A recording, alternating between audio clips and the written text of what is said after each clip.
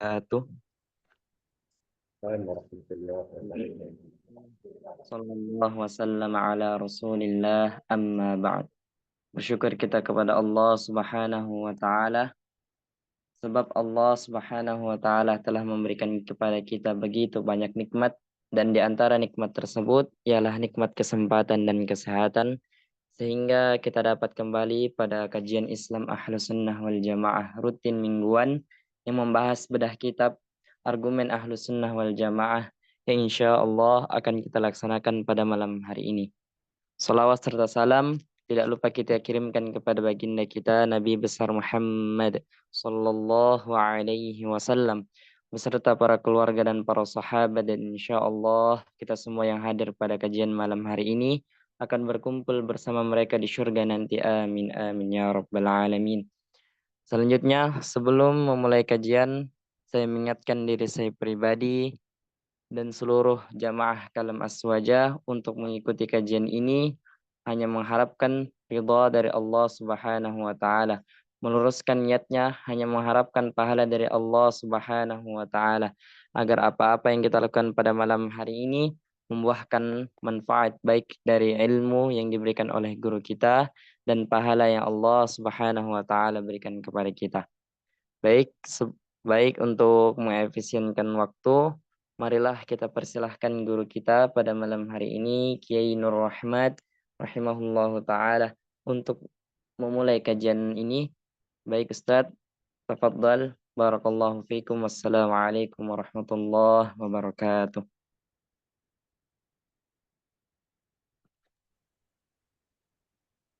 Waalaikumsalam warahmatullahi wabarakatuh. Kita mulai. Assalamualaikum warahmatullahi wabarakatuh. Mudah-mudahan suara saya jelas ya. Bismillahirrahmanirrahim. Alhamdulillahi rabbil alamin. Lahun ni'mah wa lahul fadl wa lahul thana'ul hasan. Salawatullahil barrir rahim wal malaikatil muqarrabin ala sayyidina Muhammadinil amin wa ala alihi wa sahbihi at-tayyibin at-tahirin. Rabbi shrah li sadri wa yassir li amri wa thabbitni ala al-iman. Allahumma la sahla illa ma ja'altahu sahla wa anta ya hayyu ya qayyum taj'alul hazna idza syi'ta sahla. Allahumma rzuqna al-ikhlasa fi an-niyyati wal qawli wal 'amal wa na'udzu bika min hali ahli an-nar. Amma ba'd.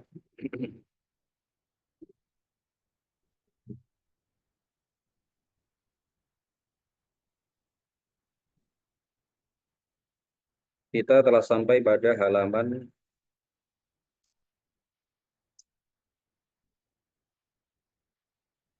371 ya. Ingatkan saya kalau salah. Ini soalnya lupa tadi, tidak bawa kitab ya, tidak bawa buku saya. Saya pakai PDF ini.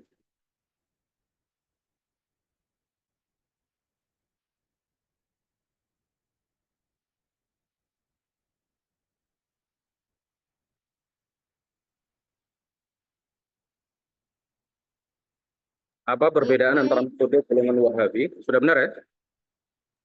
Oke, benar.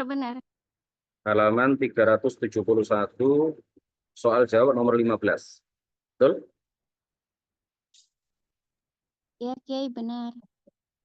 Apa perbedaan antara metode golongan Wahabi dengan metode para ulama salaf di dalam memahami ayat dan hadis mutasyabihat? Dalam pertemuan-pertemuan sebelumnya kita telah membahas tentang apa itu ayat muhkamat, apa itu ayat mutasyabihat. Kemudian kita juga sudah mengkaji bagaimana metode para ulama salaf atau sebagian besar ulama salaf di dalam menyikapi ayat-ayat mutasyabihat. Apa metode sebagian besar ulama khalaf di dalam menyikapi atau ketika mereka berhadapan dengan ayat-ayat mutasyabihat. Ini semuanya sudah kita kaji dalam beberapa pertemuan terakhir ini. Tibalah kita pada soal jawab terakhir dalam bab akidah ahli sunnah wal jamaah ini. Sebelum kita ke awal kitab ya, sebelum kita mengkaji bagian-bagian di awal-awal kitab, ini adalah pertemuan terakhir di dalam mengkaji soal jawab akidah ahli sunnati wal jamaah yang ada di bagian akhir kitab. Setelah itu kita ke bagian-bagian awal dari buku argumen ahli sunnah wal jamaah.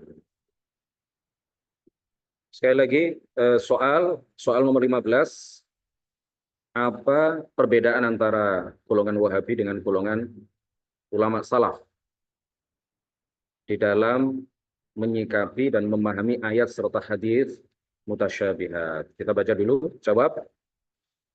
Para ulama salaf dalam kurung sebagian besar di kalangan mereka seperti diterangkan di atas menggunakan metode tafwid. Artinya mereka sama sekali tidak memberikan makna tertentu pada ayat dan hadis mutasyabihat. Mereka serahkan maknanya kepada Allah Subhanahu wa taala. Sedangkan yang dilakukan oleh golongan Wahabi adalah memahami ayat dan hadis mutasyabihat secara lahiriah dengan menentukan makna lahiriah padanya.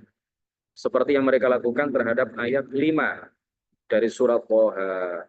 Mereka mengatakan bahwa maknanya adalah Allah yang Maha Pengasih atau Allah yang Maha Penyayang, duduk atau jalasa atau menetap istaqarra di atas arsy. Inilah yang bisa kita temukan di buku-buku kurikulum golongan Wahabi di lembaga-lembaga pendidikan mereka, bahwa ketika mereka mengartikan istawa, itu mereka pahami secara lahiriah, secara zahir, secara letterlek, secara harfiah, secara zahir. Zahir itu artinya makna yang pertama kali ditangkap oleh pikiran seseorang ketika membaca kata istawa. Makna yang pertama kali muncul dalam benak dan pikiran seseorang ketika membaca atau mendengar kata istawa. Dan arti zahir itu adalah menetap atau duduk. Ya, jalasa wastaqarra. Inilah yang mereka sampaikan di lembaga-lembaga pendidikan mereka, sampai-sampai mereka menggambar bahwa langit itu seperti ini. Langit pertama, di atasnya ada langit kedua. Ya, bisa kita lihat di berbagai tayangan di YouTube ya. Saya juga beberapa kali mendapatkan kiriman video dari beberapa orang teman, guru-guru di kalangan mereka, banyak di antaranya yang menggambar untuk menjelaskan kata mereka, untuk menjelaskan di manakah Allah Subhanahu wa taala, di manakah tempat Allah tinggal atau duduk atau bersemayam. Mereka kemudian menggambar di papan tulis dengan garis seperti ini, kemudian mereka katakan sebagai langit yang pertama, kemudian mereka tarik garis lagi di atasnya, kata mereka ini adalah langit yang kedua, dan begitu seterusnya sampai langit yang ketiga, sampai langit yang ke-7. Kemudian setelah itu mereka mengatakan di atasnya adalah surga, di atas surga adalah arsy. Kata mereka Allah itu di sini. Allahu jalisun 'alal arsy wal 'iyadu billahi ta'ala. Atau sebagian mereka mengatakan Allahu mustaqirrun 'alal arsy. Inilah yang disebutkan di dalam kitab mereka, di antaranya adalah kitab Fathul Majid.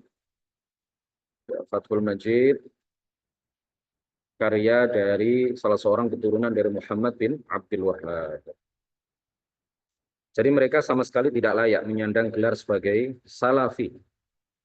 Bahkan sebagian ulama ahlu sunnah mengharamkan penyebutan Wahabi sebagai salafi. Karena sungguh berbeda antara akidah yang mereka ajarkan dengan akidah yang diajarkan oleh para ulama salaf. Mereka melabelkan kata salafi untuk diri mereka, tiada lain adalah untuk tamwih, sebagai upaya untuk mengelabui umat Islam bahwa mereka lah satu-satunya golongan yang mengikuti para ulama salaf. Itu adalah bentuk pengelabuan dan itu adalah label yang disematkan mereka untuk diri mereka. Kita jangan ikuti kita ya yang di luar golongan mereka, alhamdulillah kita ahli sunnah wal jamaah. Jangan sampai kita ikut-ikutan melabeli mereka dengan label atau menyematkan label salafi pada diri mereka. Tentu kita tidak ingin mengelabui umat Islam, tentu kita tidak ingin memberikan kesan kepada anak didik kita, kepada masyarakat ahlu sunnah wal jamaah, di dunia bahwa mereka adalah betul-betul pengikut ulama salaf. Sebut saja mereka Wahabi seperti yang disebut oleh para ulama di dalam berbagai karya yang menjelaskan tentang bantahan-bantahan terhadap golongan Wahabi. Atau sebut saja mereka Talafi, kaum Talafi, Talaf, ya, Talaf, rusak. Orang-orang yang akidahnya tidak benar, akidahnya tidak lurus, tidak sejalan dengan akidah yang diajarkan oleh para ulama salaf maupun para ulama khalaf.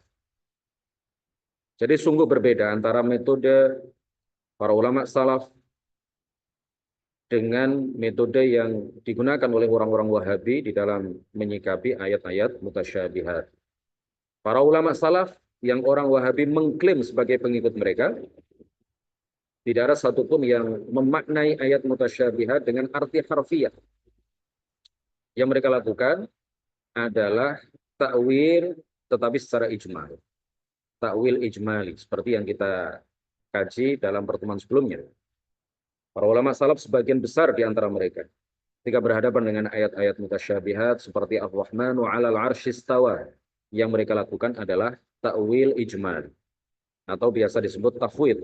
Ya, takwil ijmali, takwil secara ijmal atau tafwid. Sekali lagi, ini sudah kita bahas pada beberapa pertemuan terakhir, tetapi tidak ada salahnya apabila kita sedikit mengulang agar semakin menancap dalam pikiran kita mengenai makna dari takwil ijmali. Disebut takwil karena para ulama salaf tidak memahami ayat. Misalkan Ar-Rahman wa 'alal 'arsy istawa dengan makna bahwa Allah itu duduk dan bersemayam di atas arsy. Jadi arti zahirnya adalah apa? Duduk dan bertempat tinggal. Arti zahir ini tidak dipahami oleh para ulama salaf. Inilah yang disebut dengan takwil ijmali. Ya, ijmali, kenapa disebut ijmali atau global? Karena mereka tidak menentukan artinya apa.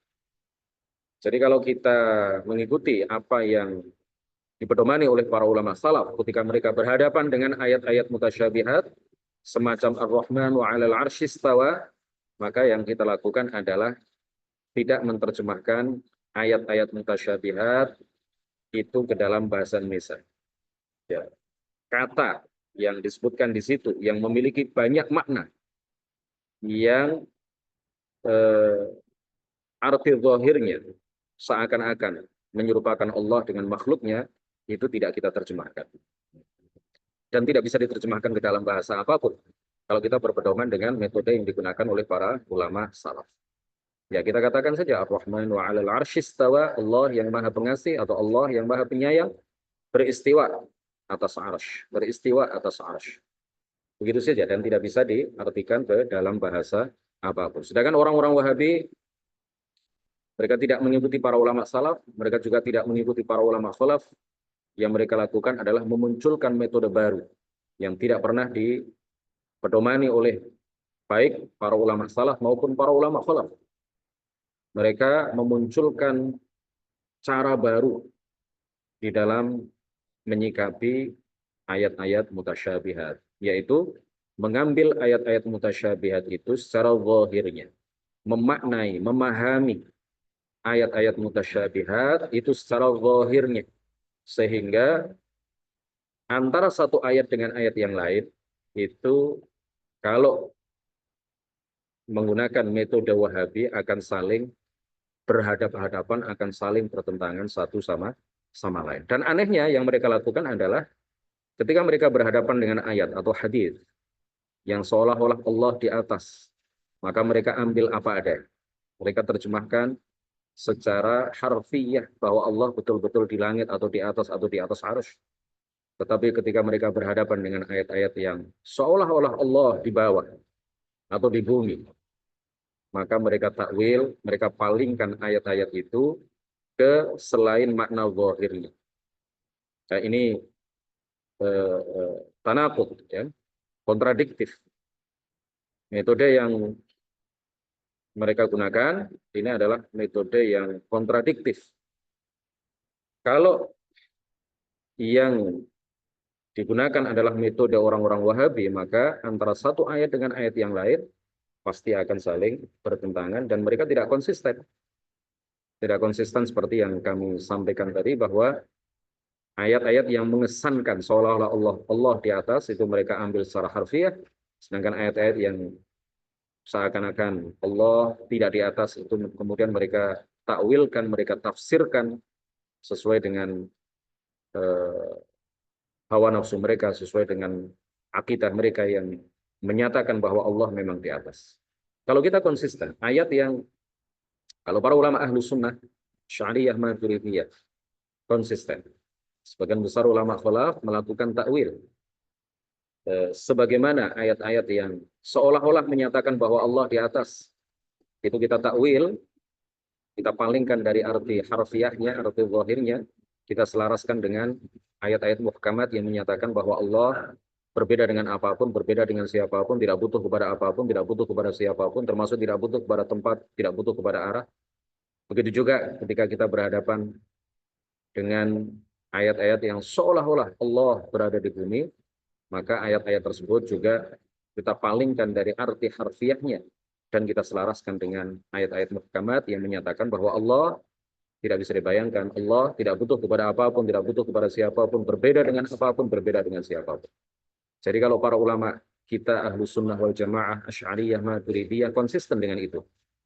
Dan tidak akan saling bertentangan antara satu ayat dengan ayat yang lain. Jadi pertama apa yang disampaikan oleh para ulama mereka, ulama Wahabi, ya, tokoh-tokoh mereka, maka ini adalah pertama eh, kalau mereka konsisten, seandainya mereka konsisten untuk mengambil dan memahami ayat-ayat mutasyabihat itu secara harfiah, secara zahir, maka ini akan berdampak pada tanaqud, kontradiksi antara ayat satu dengan ayat yang lain.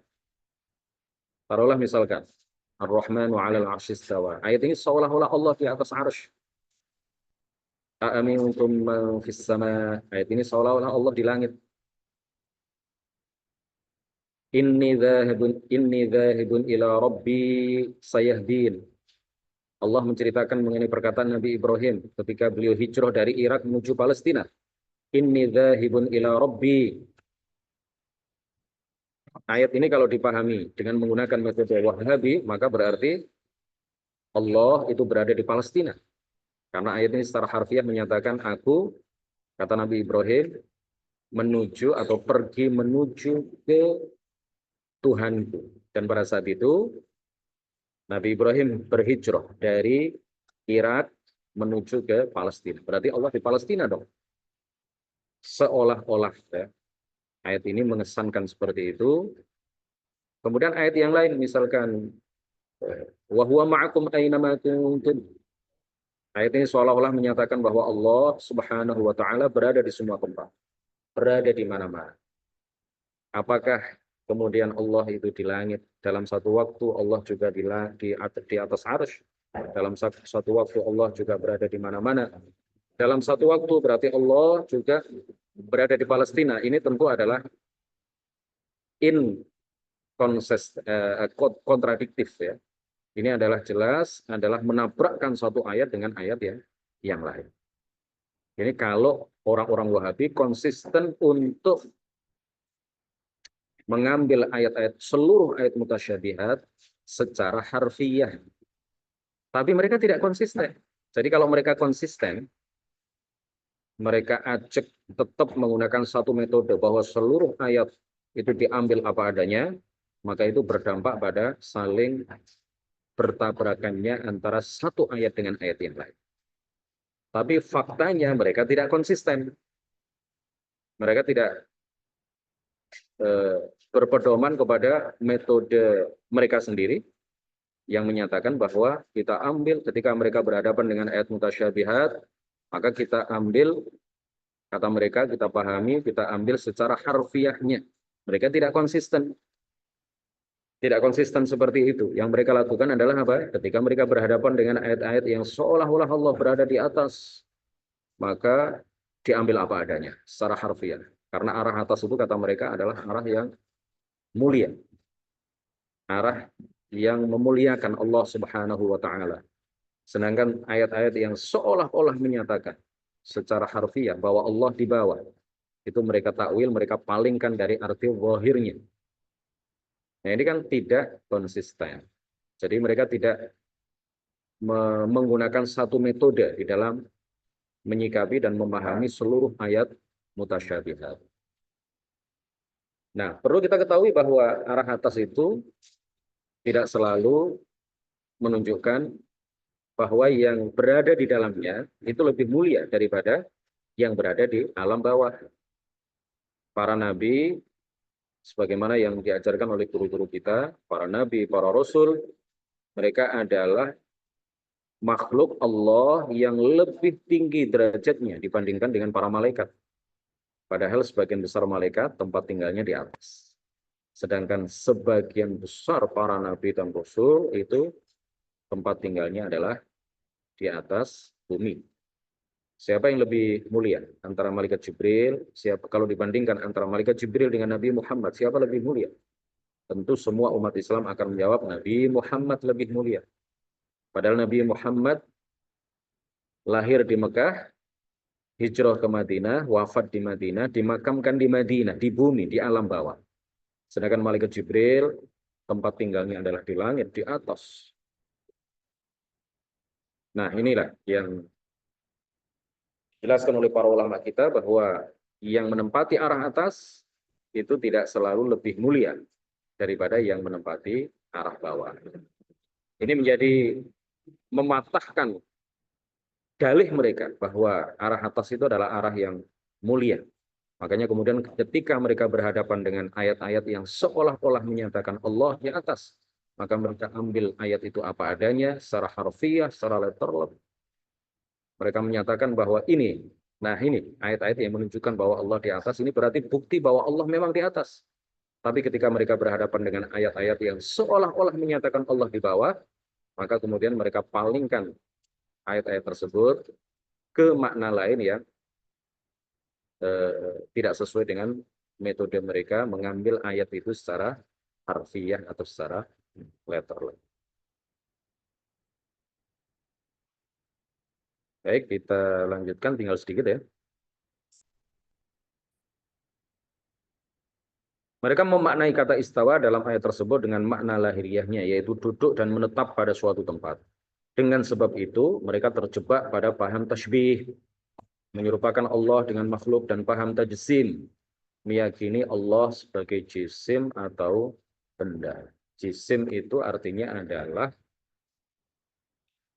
dimaknai para ulama dengan beberapa definisi. Salah satunya adalah jisim itu adalah sesuatu yang terbentuk, ya, ma ta'allafa min jauharaini fa aktsar. Sesuatu yang terbentuk dari dua jauhar atau lebih. Atau dengan makna yang lain, sesuatu yang memiliki lebar, ya, kedalaman, ketersusunan, itu jisim, ya. Artinya jisim itu adalah benda yang secara sederhana, jisim itu artinya adalah benda yang tersusun dari bagian-bagian, yang memiliki dimensi. Benda yang tersusun dari bagian-bagian. Jadi bukan hanya satu bagian, tapi benda yang tersusun dari bagian-bagian. Minimal dua bagian, ya, dua jauhar. Atau lebih, sehingga memiliki dimensi, memiliki panjang, memiliki lebar, memiliki kedalaman, memiliki ketersusunan. Ma lahu tulun wa arudun wa umqun wa tarkibun. Sesuatu yang memiliki panjang, lebar, sesuatu yang memiliki dimensi. Dimensi itu apa? Panjang, lebar, kedalaman, dan ketersusunan. Makhluk semuanya jisim. Makhluk itu semuanya jisim. Dan semua jisim itu menempati suatu tempat. Sedangkan Allah adalah pencipta seluruh ajsam. Allah adalah pencipta seluruh jisim. Maka tentu Allah berbeda dengan seluruh jisim. Kalau jisim, al-jism, itu memiliki dimensi tersusun dari bagian-bagian, maka Allah tidak seperti itu. Allah subhanahu wa ta'ala bukan jisim. Menyatakan bahwa Allah menempati suatu tempat, itu berarti menjisimkan Allah. Menyamakan Allah dengan makhluk yang berjisim, memiliki bentuk, memiliki ukuran, memiliki panjang, memiliki lebar, memiliki kedalaman, memiliki ketersusunan yang pasti akan menempati suatu tempat. Jadi apa yang mereka katakan ini jelas adalah penggiringan terhadap akidah tasybih yang menyerupakan Allah dengan makhluk, dan akidah tajsim yang menyatakan bahwa Allah adalah benda yang tersusun dari bagian-bagian yang membutuhkan kepada tempat, membutuhkan kepada arah. Mereka bersikukuh menyatakan bahwa Allah itu bertempat, dan tempatnya adalah tempat di atas, itu karena mereka menyatakan bahwa sesuatu itu jika dikatakan ada, suatu perkara itu dikatakan ada apabila dia menempati suatu tempat. Atau mereka menyatakan bahwa segala sesuatu itu pasti bertempat. Kalau dikatakan bahwa Allah ada tanpa tempat, itu artinya menafikan Allah. Ini bersumber dari apa? Bersumber dari kepicikan cara berpikir mereka yang menyamakan antara Allah sang pencipta seluruh tempat dengan makhluk yang diciptakan oleh Allah yang memang semuanya bertempat. Ini cara berpikir yang tidak logik, ya. Cara berpikir yang tidak logis.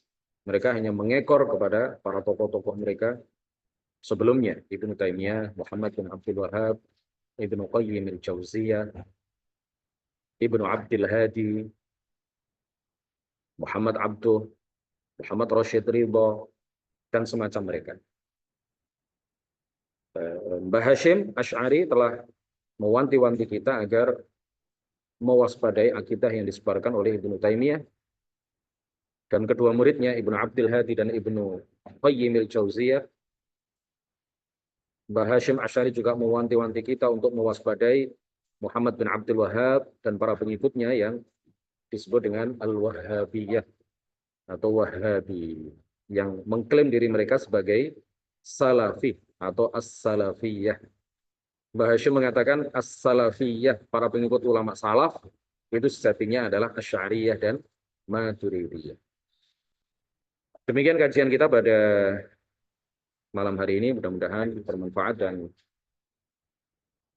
bisa kita istiqomahkan selama Ramadan. Insya Allah harinya tetap, tetapi jamnya bergeser menjadi jam 21. Ya.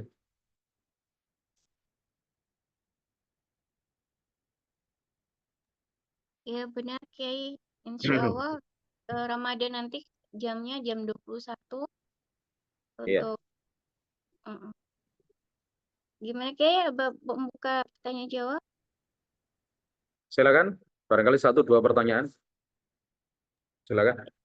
Baik, silakan yang ingin bertanya untuk membuka mic-nya.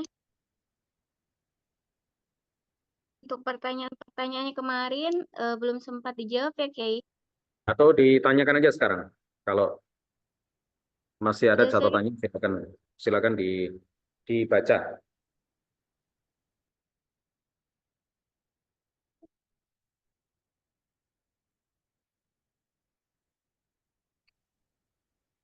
Pertanyaan Kiai, Ya, silakan.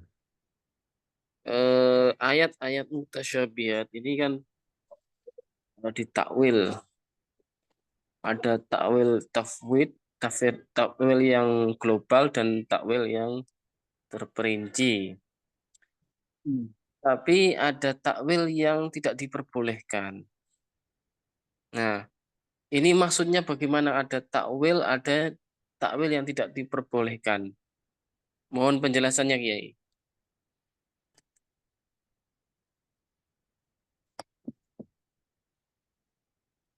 Takwil yang tidak diperbolehkan itu ya takwil Wahabi itu.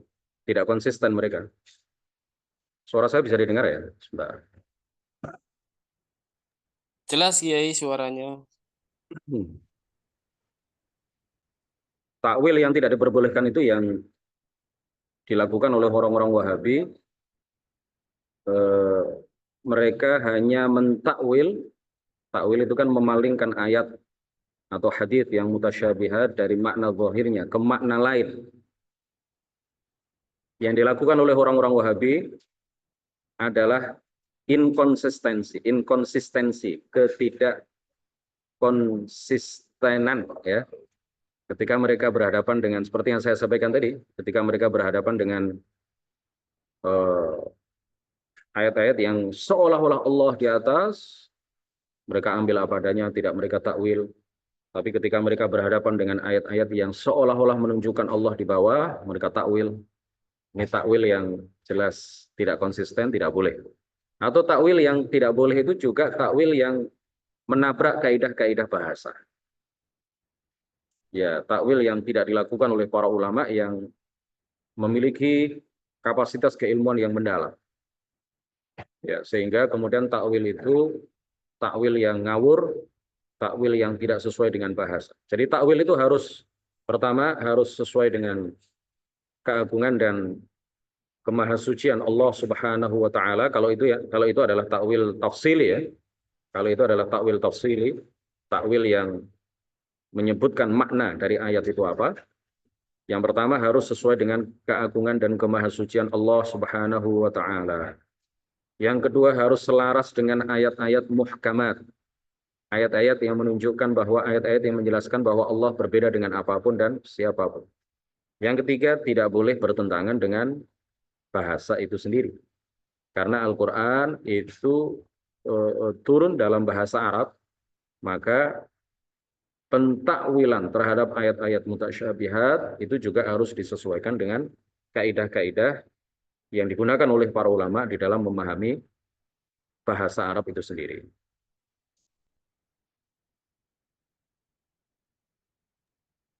Baik, Kiai, ini Demikian. ada pertanyaan, tapi mungkin orangnya tidak hadir. Apakah Iya, saya apa itu? baca? Oh, Oke, atau baik. yang hadir aja lah. Iya, Yang di mungkin kolom Kiai komentar aja lupa. itu. Iya. Yang di kolom Sebentar, komentar aja. saya nggak bisa buka kolom komentar ini. Ini ada pertanyaannya panjang, Kiai. Apakah perlu saya bacakan? Pertanyaannya Itu mohon izin. Gimana, Kiai? iya, silakan ya, silakan. Baik. Mohon izin bertanya, Kiai, terkait Al-Quran, mengapa terjemahan Al-Quran masih banyak yang keliru, sehingga membuat banyak dari masyarakat Indonesia yang menjadi keliru. Apakah tidak ada tindakan tertentu, baik dari Ahlus Sunnah, Syahamah, maupun NU, terhadap terjemahan Kemenak saat ini? Mohon penjelasannya, Kiai. Terima kasih banyak. Dari Baik, M. Sultan Arif. baik.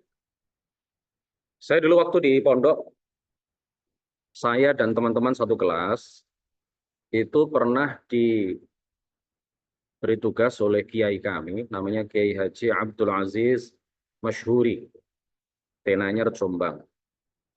Beliau adalah salah satu murid dari salah seorang ulama besar NU, Kiai Haji Abdul Fadl As-Senori, Tuban ya. Asalnya guru beliau ini Kiai Haji Abdul Fadl As-Senori, ini punya banyak sekali karangan dalam bahasa Arab, asalnya adalah dari Kecamatan Sedan, Rembang, kemudian hijrah ke Senori, Kecamatan Senori, Tuban, dan meninggal di Senori, Tuban. Maka beliau diziarahi oleh banyak orang. Ya, beliau ini asli orang Jawa, tidak pernah ke Mekah, tidak pernah ke Mesir, tidak pernah belajar kepada masyayikh yang berbangsa dan berbahasa Arab, tetapi beliau, seluruh sanad beliau itu bersambung hanya kepada dua orang guru. Yang pertama adalah guru beliau, Kiai Haji Muhammad Hashim Asy'ari, dan yang kedua adalah bersambung kepada ayah beliau, sekaligus guru beliau, yang bernama Kiai Haji Abdus Syakur. Tapi karangannya luar biasa, bagus, indah bahasanya. Nah ini guru saya ini adalah murid dari beliau. Kiai Haji Abdul Aziz Masyhuri, karangannya lebih dari hampir 200 karangan ya, baik dalam bahasa Arab maupun bahasa Indonesia. Pernah mendapatkan penghargaan 2 kali dari Menteri Agama pada masanya, pada waktu itu. Jadi guru kami ini memberikan tugas suatu saat kepada kami satu kelas untuk membandingkan antara terjemahan Quran, terjemahan yang diterbitkan oleh Kementerian Agama, dengan Quran terjemahan yang diterbitkan oleh pemerintah Saudi. Karena pemerintah Saudi juga membantu, kata mereka membantu Indonesia di dalam mencetak dan menerbitkan Quran terjemah. Tapi setelah dibandingkan antara dua cetakan ini, ternyata banyak perbedaannya. Banyak sekali perbedaannya. Salah satunya adalah catatan kaki di dalam penerjemahan ayat kursi ya, ayat kursi. Itu kalau versi Saudi, cetakan dan terbitan Saudi, di catatan kakinya itu ditulis kursi, yang dimaksud kursi katanya, menurut pendapat yang paling kuat adalah tempat Allah meletakkan telapak kakinya. Wal'iyadzubillahi ta'ala. Jadi semestinya Saudi itu hanya mencetak saja. Jadi apa yang sudah dicetak di Indonesia, itu kemudian karena Saudi ingin membantu kita, maka ya tinggal dicetak aja, nggak usah dirubah-rubah. Tapi ternyata setelah sampai di sana, konsep terjemahan Al-Quran itu dirubah-rubah sama mereka. Diubah-ubah.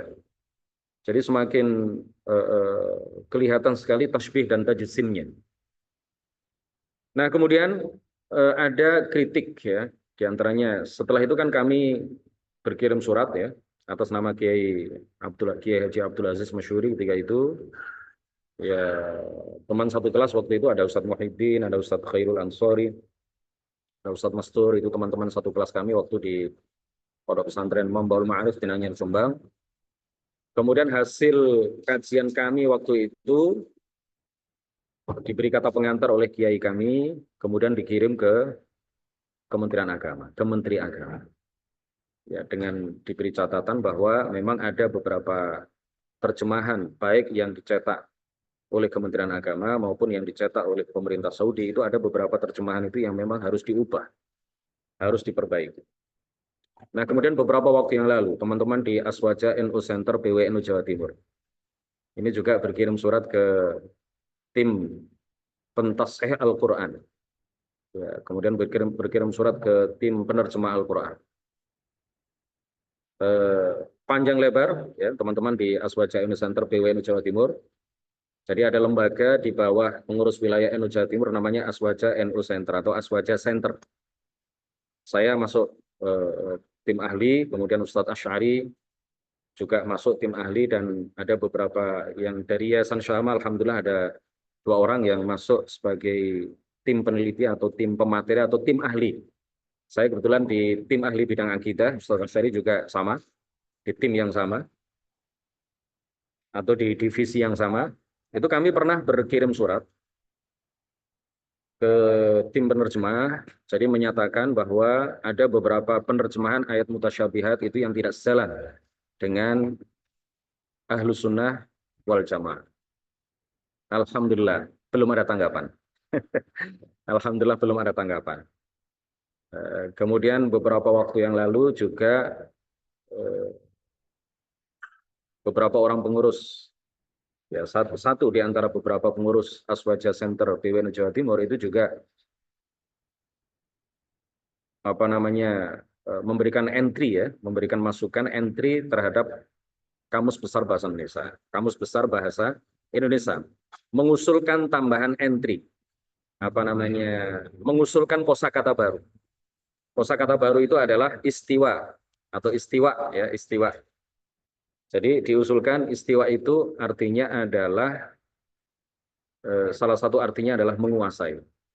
Salah satu artinya adalah apa? Menguasai. Alhamdulillah diterima. Dan kalau kita buka Kamus Besar Bahasa Indonesia, maka kita akan bisa mendapati bahwa ada kosakata baru yang berbunyi beristiwa. Yang salah satu artinya disebutkan di sana adalah apa? Menguasai.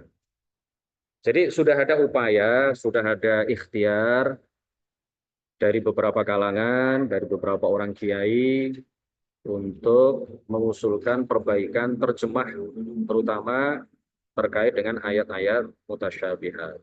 Dan Menteri Agama di dalam sambutannya waktu itu adalah Lukman Hakim Saifuddin. Saya baca di pendahuluan Quran terjemah versi Kementerian Agama Republik Indonesia.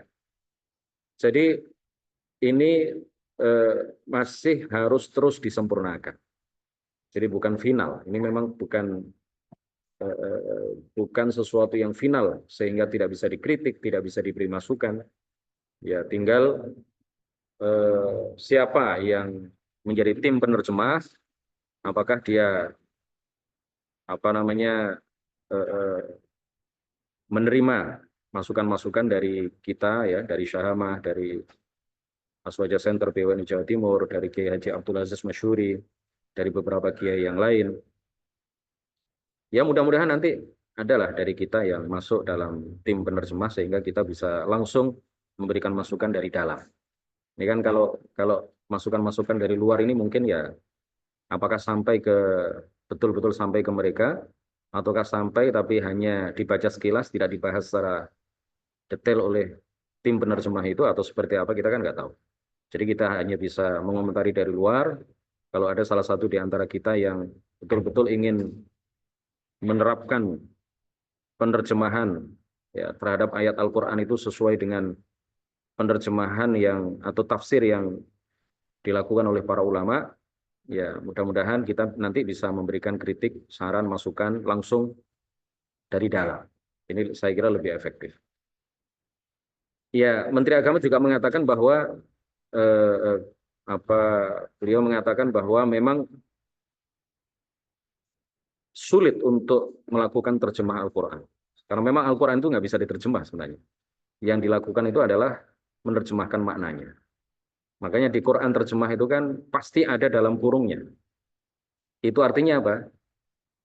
Memang tidak bisa ayat Al-Quran itu dipindah bahasakan ke bahasa lain secara harfiah. Memang nggak bisa. Makanya kemudian dibutuhkan apa? Penjelasan. Dibutuhkan ada dalam tanda kurung misalkan. Itu memang yang diterjemahkan sebenarnya bukanlah Al-Qur'annya, tetapi yang diterjemahkan adalah tafsirnya. Dan memang kita nggak boleh serta tidak bisa dan tidak mungkin menerjemahkan Al-Qur'an dalam arti memindahkan bahasa Al-Qur'an ke bahasa lain yang non-Arab, ya nggak bisa. Kita tidak akan bisa mencari padanan kata yang betul-betul mewakili maksud dari ayat tersebut di dalam bahasa lain selain bahasa Arab. Jadi yang bisa kita lakukan adalah menerjemahkan tafsirnya. Itu problematik, ya. Itu problema memang di dalam muskil-muskil yang dihadapi oleh tim penerjemah, ya. Di satu sisi mereka tidak ingin terjemahan itu panjang lebar, ya. Seakan-akan itu adalah tafsir. Tetapi juga mereka tidak mau hanya memindahkan bahasa Arab ke bahasa lain tanpa memberikan penjelasan. Ya, itu memang muskilat, ya, problem yang dihadapi oleh tim penerjemah. Jadi terus kita suarakan bahwa terjemah Al-Quran yang diterbitkan oleh Kementerian Agama itu memang belum 100% sesuai dengan kehendak kita sebagai Asy'ariyah dan Maturidiyah. Tetapi kita harus terus menyuarakan, kita harus terus menyampaikan usulan, ya. Dan sekali lagi mudah-mudahan ada di antara kita yang nanti menjadi tim penerjemah atau punya akses untuk menyampaikan saran, masukan dan kritik, ya, kepada tim penerjemah yang ditunjuk oleh Kementerian Agama. Demikian. Oke, baik. Terima kasih Kiai atas jawabannya. Semoga Pak atau Bang Sultan memahami penjelasan dari jawabannya Kiai, atau ada yang perlu diungkapkan kembali, silakan untuk membukakan mic-nya. Alhamdulillah. Terima kasih banyak Bang Sultan atau Pak Sultan atas pertanyaannya. Bagaimana Kiai? Apa mau dilanjut atau kita Ya, cukup, sudahi? ya. Ini saya Oke. masih di masjid ini, belum pulang. Oh, Masya Allah. Baik, Agak jauh dari Kiai. rumah, ya. Setengah jam perjalanan. Oke. Silakan ditutup Kiai. Baik, mudah-mudahan apa yang kita kaji pada malam hari ini betul-betul menjadi ilmu yang manfaat dan barokah. Mudah-mudahan semakin mengukuhkan dan menguatkan keimanan kita kepada Allah Subhanahu wa taala, dan mudah-mudahan kita dianugerahi oleh Allah istiqamah sehingga kita akan terus ngaji dan ngaji, karena dengan ilmulah kita akan bisa membedakan mana yang benar, mana yang salah. Subhanakallahumma wa bihamdik asyhadu an la ilaha illa anta astaghfiruka wa atubu ilaik. La ilaha illallah. Allahumma shalli ala sayyidina Muhammad wa ala alihi wa sahbihi wa sallim. Rabbi ighfir li wa liwalidayya wa lil mu'minina wal mu'minat. Saya akhiri wallahu